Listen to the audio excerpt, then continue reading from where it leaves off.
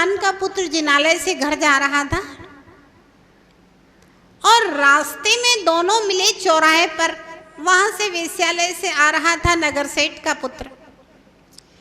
इसके पैर में एक बहुत बड़ा सूल चुभा और जैसे ही उसको निकाला तो खून का फव्वारा बह गया।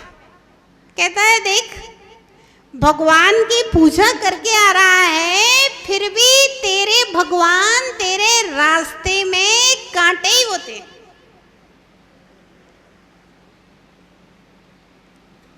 चला आगे। उसी दिन नगर सेठ के पुत्र को एक रत्नों से भरा हुआ स्वर्ण घट मिला। बोला, देख, कुछ नहीं करता हूं फिर भी मुझे रत्न मिल रहे हैं, और तू इतना पूजा पाठ कर रहा है फिर भी कांटे चुभ रहे हैं। कुछ नहीं बेचा बोला बेचारा, गरीब बोल ही क्या सकता है अमीर के सामने। नियोग था उसी दिन नगर में मुनिराज आए और दोनों गए मुनिराज के दर्शन करने के लिए। पूछा उस किसान पुत्र ने, बोला, भगवान, सब करता हूं, धर्म ध्यान करता हूं सुबह से, मैंने अपने जीवन में कभी कोई गलत काम नहीं किया, मेरे पिताजी ने अपने जीवन में कभी कोई गलत काम नहीं किया, खेती किसानी से आजीविका चलाते हैं, फिर भी ना जाना क्यों घर में एक विपत्ति के बाद दूसरी विपत्ति, दूसरी के बाद तीसरी विपत्ति आती ही रहती है और दरिद्रता का डेरा है घर में। संत अवधि ज्ञानी थे। उन्होंने कहा, वत्स,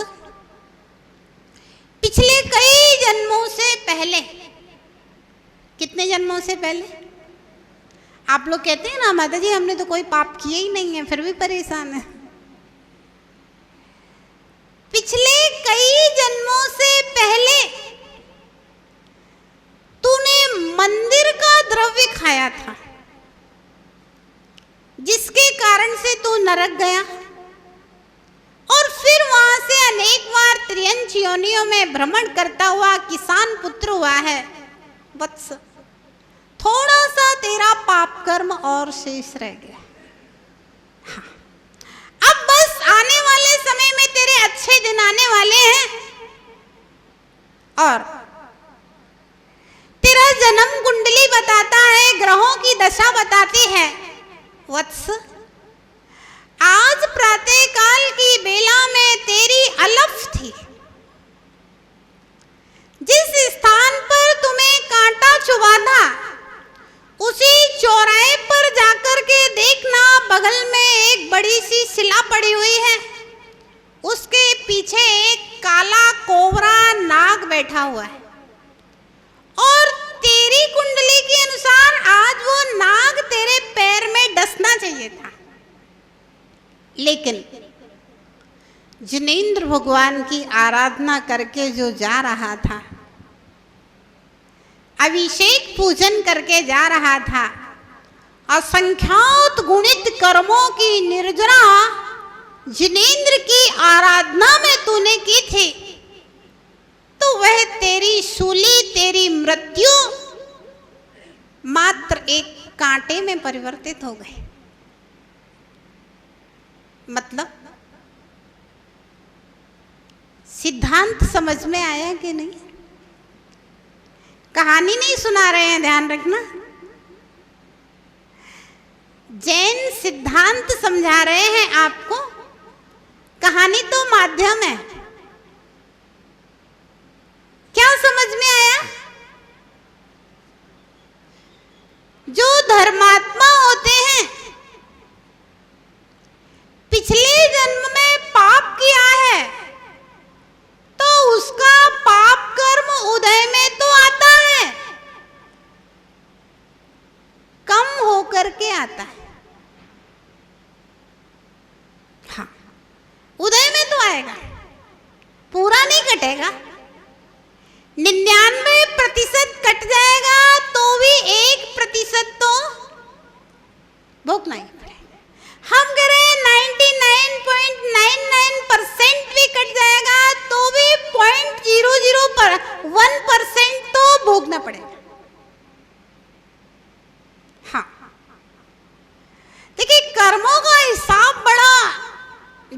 है। अगर इंसान ने जैन कुल में जन्म लिया है तो उसे कर्मों की फिलॉसफी जरूर पढ़ना चाहिए। कर्म रहस्य, कर्म सिद्धांत, इन सब चीजों को जरूर पढ़ना चाहिए। अगर इसको पढ़ लिया तो आपका जैन कुल में जन्म लेना सार्थक और सफल हो जाएगा।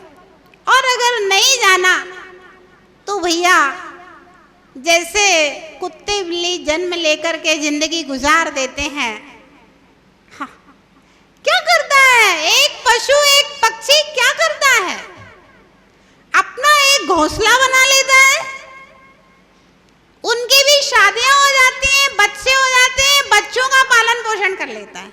वही तो आपने किया, अपना एक घोंसला बना लिया और शादी हो गई, बच्चे हुए, बच्चों का पालन पोषण कर लिया और अंत में मृत्यु को प्राप्त। कर्म रहस्य, कर्म सिद्धांत को यदि जैन कुल में जन्म लिया है तो जरूर सीखना चाहिए, जरूर समझना चाहिए। रहस्य है ये, हमें मालूम नहीं है। यदि हम मंदिर नहीं आते, भगवान की आराधना नहीं करते तो मुझे ना जाने कितना पाप भोगना पड़ता। और यदि आराधना कर रहे हैं तो मेरे पाप बहुत कम होकर के उदय में आ रहे हैं। बहुत दुख है संसार, बहुत बहुत बहुत सीमातीत दुख है। अगर आप चल फिर रहे हो, यहां आकर के बैठ रहे हो, आपका बड़ा पुण्य का उदय है। हम तो उस व्यक्ति को बहुत पुण्यात्मा मानते हैं कि सांझ को मृत्यु होना हो और सुबह भगवान का अभिषेक पूजन करके जाए। बहुत पुण्यात्मा आदमी है जो चलते फिरते, मरना तो सबको है, आयु कर्म पूरा होगा, कोई यहाँ शाश्वत होकर के नहीं आया।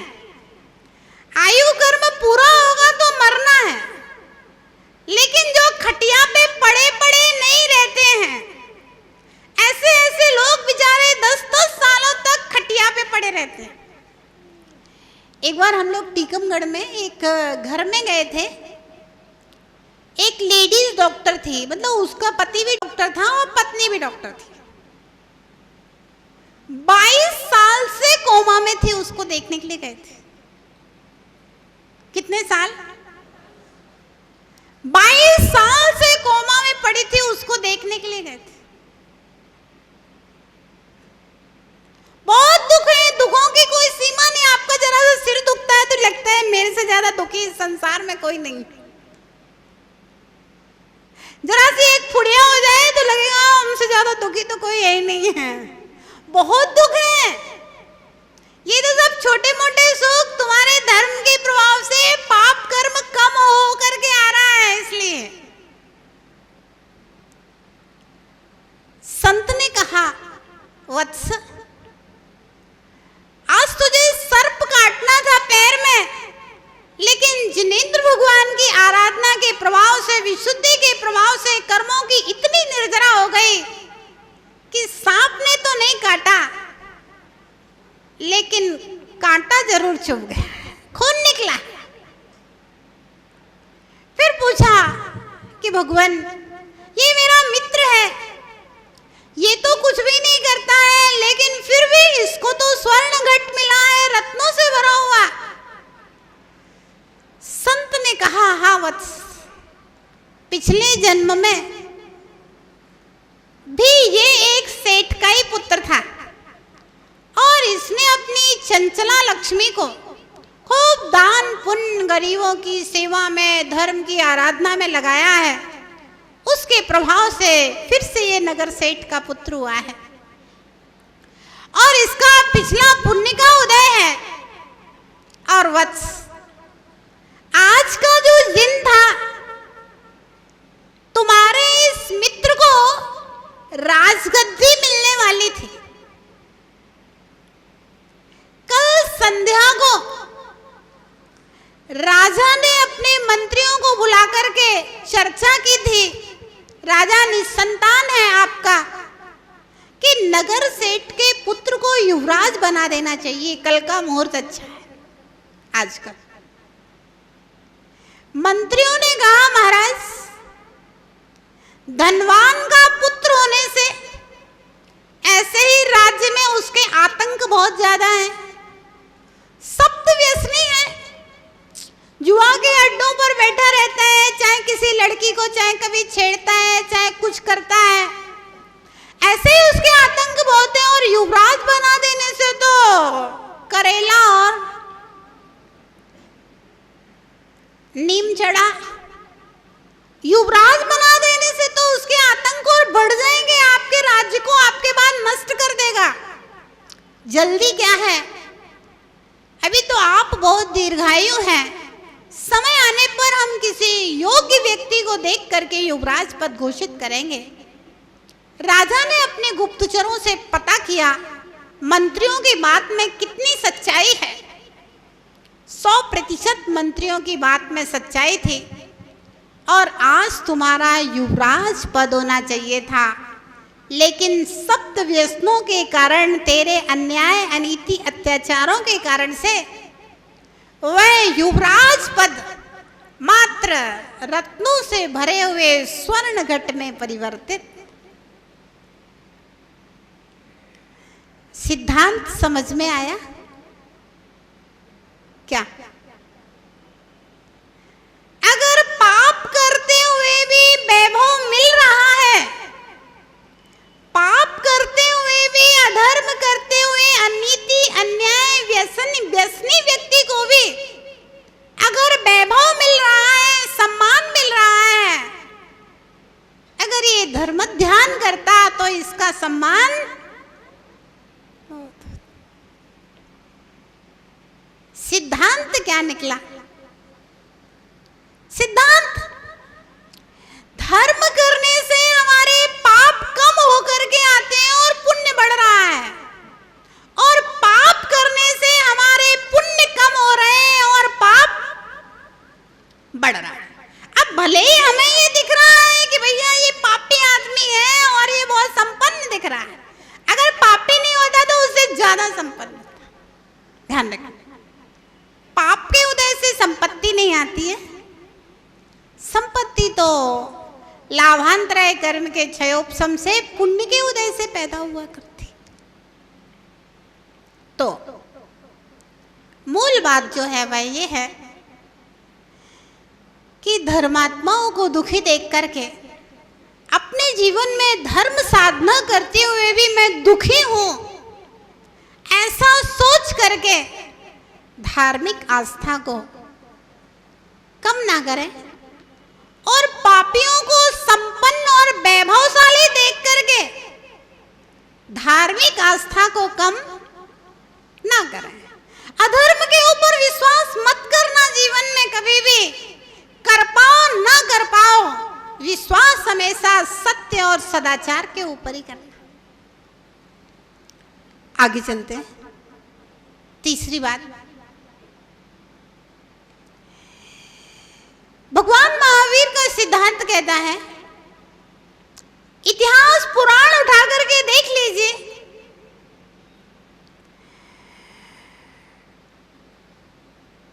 पापी जीव की मृत्यु होती है तो वह या तो त्रियंच बनता है या नरक जाता है। धर्मात्मा की मृत्यु होती है तो स्वर्ग जाता है या मोक्ष चला जाता है। मनुष्य नहीं बनता धर्मात्मा, मैक्सिमम नहीं बनता, भोग भूमि चला जाए बात अलग है। कर्म भूमि से कर्म भूमि मनुष्य धर्मात्मा नहीं बनता, या भोग भूमि जाएगा, भोग भूमि में भी स्वर्गों जैसी व्यवस्थाएं हैं, या फिर सीधा मोक्ष चला जाएगा। इतिहास उठा करके देख लेना, राम कहाँ गए, पांडव कहाँ गए, कुछ वैमानिक देव, कुछ मोक्ष। रावण कहाँ गया, कंस कहाँ गया, कौरव कहाँ गए, पता ही नहीं आप लोग को कहाँ गया कौरव, मालूम नहीं है।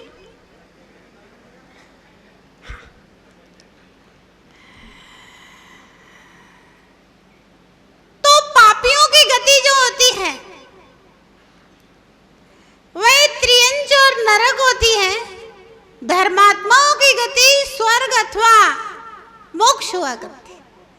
और आपको मालूम होगा इस मनुष्य जीवन में चाहे तीर्थंकर ही क्यों ना हो, हाँ बहुत पुण्यात्मा होते हैं तीर्थंकर, लेकिन फिर भी कहीं ना कहीं थोड़ा पाप उनका भी साथ में रहता है। हाँ। पारसनाथ के ऊपर उपसर्ग हुआ पाप के उदय से कि पुण्य के उदय से? महावीर भगवान के ऊपर उपसर्ग हुआ पाप के उदय से कि पुण्य के उदय से?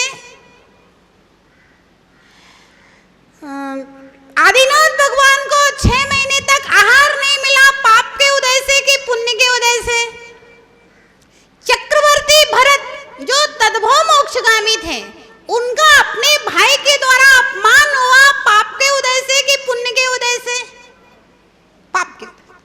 मतलब कितना बड़ा भी पुण्यात्मा होगा फिर भी कुछ ना कुछ पाप साथ में होगा। तो इस पृथ्वी पे जितने भी लोग जन्म लेते हैं वो पुण्य के साथ थोड़ा सा पाप भी साथ में होता है। धर्मात्मा होगा, पुण्यात्मा होगा, उसके साथ में भी पाप होगा। अब देखिए जो पापी है वो भी पुण्य लेकर के आया है, ध्यान रखना। रावण को आप क्या समझते हैं? कंस को आप क्या समझते हैं? क्या पुण्य नहीं था? 3 खंड का अधिपति हो, 16,000 सुंदरी विद्याधरी स्त्रियां जिसकी हो, क्या पाप के उदय से कि पुण्य के उदय से? जितनी विद्याएं रावण ने सिद्ध की थी उतनी विद्याएं रावण के समय में किसी दूसरे को सिद्ध नहीं थी। पाप के उदय से कि पुण्य के उदय से? पापी है वो भी पुण्य लेकर के आया है, ध्यान रखना। तो भगवान महावीर का सिद्धांत कहता है कि भैया जो पापी है उसका पाप पुण्य